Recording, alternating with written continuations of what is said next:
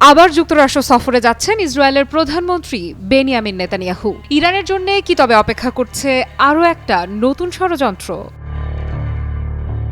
গোলাগুলির আওয়াজ আপাতত স্তব্ধ, তবে মধ্যপ্রাচ্যের আকাশ জুড়ে যেন জমে আছে বিস্ফোরণের গুমট ছায়া। যুদ্ধবিরতির এই মুহূর্তকে শান্তি ভাবা হলে এটা হবে বড় ভুল, বরং এটা যুদ্ধের পরবর্তী অধ্যায়ের সূচনার জন্য নিঃশব্দ প্রস্তুতি। পর্দার আড়ালে চলছে পুনঃসজ্জা, ড্রোন উঠছে আকাশে, রাডার চেক করা হচ্ছে প্রতি মুহূর্তে। পরমাণু কেন্দ্রগুলো ঘিরে কেবল ধুলো নয়, আছে আতঙ্কও। ঠিক এমনই হুঁশিয়ারি উচ্চারণ করেছেন তেহরান বিশ্ববিদ্যালয়ের রাষ্ট্রবিজ্ঞান বিভাগের প্রধান ইব্রাহিম মুক্তাকি। তার দাবি 7 দিনের মধ্যেই ইরানে ফের ধ্বংসাত্মক হামলা চালাতে পারে যুক্তরাষ্ট্র ও ইসরায়েল। যুদ্ধবিরতির আড়ালে এই সময়টা নাকি আসলে শক্তি সঞ্চয়ের জন্য। মধ্যপ্রাচ্যের রাজনীতির এই প্রবীণ বিশ্লেষকের কথা হালকাভাবে নেওয়ার সুযোগ নেই। তিনি ইঙ্গিত করেছেন এবারে ইরানের উচ্চ পর্যায়ের কর্মকর্তারা হতে পারেন পরবর্তী লক্ষ্যবস্তু। আর তাই তেহরান থেকে এই বার্তা শুধু সাবধানবাণী নয়, এ যেন এক কৌশলগত ঘড়ির কাঁটা যে সময় গণনা করছে পরবর্তী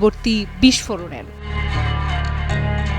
এই ঘটনার মধ্যেই সামনে এসেছে আরেকটি গুরুত্বপূর্ণ তথ্য। ইসরায়েলের প্রধানমন্ত্রী বেনিয়ামিন নেতানিয়াহু আগামী 7 জুলাই যাচ্ছেন হোয়াইট হাউসে। তৃতীয়বারের মতো হোয়াইট হাউসে প্রবেশ করছেন নেতানিয়াহু ট্রাম্প প্রশাসন পুনর্গঠনের পর। এই সফরকে আপাততভাবে গাজা যুদ্ধ এবং জিম্মি ইস্যুর আলোচনার অংশ বলা হলেও বাস্তবে এর পেছনে যে ইরান ইস্যুই বড় এজেন্ডা, সে বিষয়ে সন্দেহ নেই অনেকের। কারণ একটাই, ইরান এখন কৌশলগতভাবে সবচেয়ে অপ্রতিরোধ্য অবস্থানে। যুক্তরাষ্ট্রের বিমান হামলায় ক্ষতিগ্রস্ত ফোর্দো পারমাণবিক কেন্দ্রে ইতোমধ্যেই ফের নির্মাণ কাজ শুরু করেছে তেহরান। স্যাটেলাইট চিত্রে ধরা পড়েছে বুলডোজার, খনন যন্ত্র এবং নতুন প্রবেশ পথের প্রমাণ। আর এই কেন্দ্রই যে ইসরায়েল যুক্তরাষ্ট্র জোটের মূল টার্গেট ছিল তা আর গোপন নয়।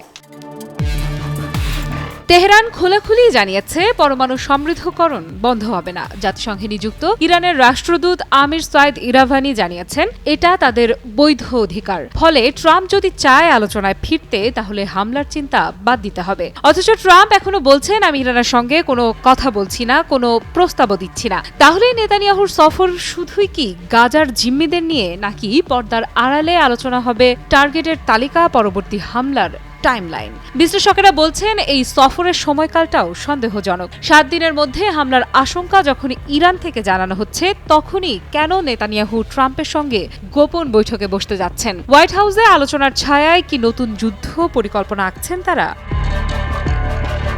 এদিকে ইরানও প্রস্তুত। ইসরায়েল যুক্তরাষ্ট্র কিংবা অন্য শত্রু রাষ্ট্রকে সহযোগিতা করার শাস্তি, মৃত্যুদণ্ডের বিধান রেখে নতুন আইন পাশ করেছে ইরানের পার্লামেন্ট। স্টারলিংক সহ অননুমোদিত ইন্টারনেট সংযোগ ব্যবহারে কঠোরতা বাড়ানো হয়েছে। নিরাপত্তা সংস্থা ও সেনাবাহিনী উচ্চ সতর্কতায়। ইরানের শীর্ষ ধর্মীয় নেতা আলাতুল্লাহ নাসের মাকারেম সিরাজি তো আরেক ধাপ এগিয়ে ফতোয়া দিয়েছেন নেতানিয়াহু ও ট্রাম্পের বিরুদ্ধে। মুসলিম বিশ্বকে আহ্বান জানিয়েছেন ঐক্যবদ্ধ প্রতিরোধ গড়ে তোলার। বলেছেন এরা আল্লাহর শত্রু। গাজা যুদ্ধবিরতির ক্ষেত্রেও দ্বিধাদ্বন্দ্ব চলছে।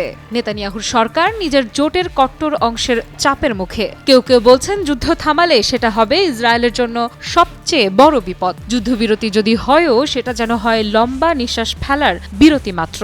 যুদ্ধ আবার শুরু করতেই যেন তৈরি হচ্ছে নতুন প্ল্যান। অন্যদিকে ইরান কখনোই একা নয়। মিত্র রাষ্ট্রগুলো, রাশিয়া, চীন, এমনকি আঞ্চলিক জোটগুলোও এই মুহূর্তে সতর্ক।